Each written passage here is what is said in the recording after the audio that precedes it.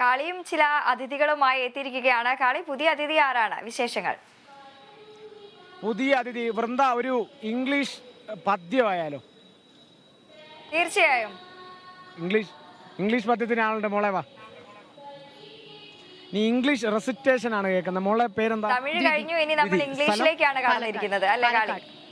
അതെ, തമിഴ് കഴിഞ്ഞു, അറബി കഴിഞ്ഞു, ഇനി ഇംഗ്ലീഷിലേക്ക് നമ്മൾ കടന്നു. കുറച്ച് ഗ്ലോബൽ ടച്ച്. ഏതാ സ്ഥലം?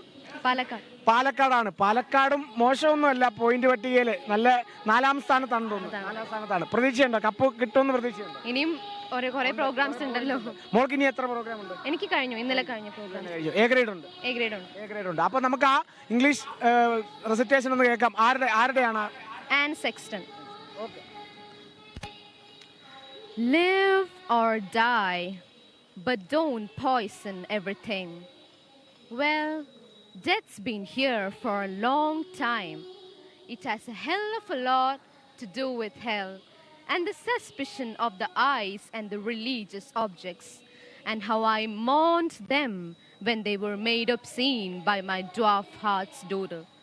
The chief ingredient is mutilation, and mud, day after day, mud like a ritual, and the baby on the platter cooked, but still human. Cooked also with the little maggots sewn onto it maybe by somebody's mother, the damn bitch.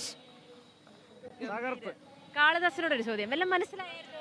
എനിക്ക് English ഒക്കെ അറിയോ? പിന്നെ കാളിദാസന് എനിക്ക് മനസ്സിലായിട്ടുള്ളത് ഞങ്ങളുടെ മുഖം കാണുമ്പോ തന്നെ അറിയാം. കുറച്ച് കട്ടിയായിരുന്നു എനിക്ക് തോന്നി. പിന്നെ Thank you. ഇനി എന്താ കലോത്സവം കഴിയുന്നവരെ ഉണ്ടോ ഇവിടെ? എല്ലാ മത്സരങ്ങളും ഒന്ന് കാണും. ഏതൊക്കെ ഇനി കാണാൻ ആഗ്രഹമുള്ള മത്സരം? എനിക്ക് ചവിട്ടുനാടകം കാണണമെന്നുണ്ട്. ഇനിയുണ്ട്, കുറെ മത്സരങ്ങളുണ്ട്. ഇവിടൊക്കെ തന്നെ കാണണം. നമ്മളിവിടെ ഉണ്ട്. ഓക്കെ, ശരി. അപ്പൊ അങ്ങനെയാണ് വൃന്ദ വിശേഷം. ഒരു ഇംഗ്ലീഷ് റെസിറ്റേഷൻ കേട്ടില്ല, എങ്ങനെയുണ്ട്?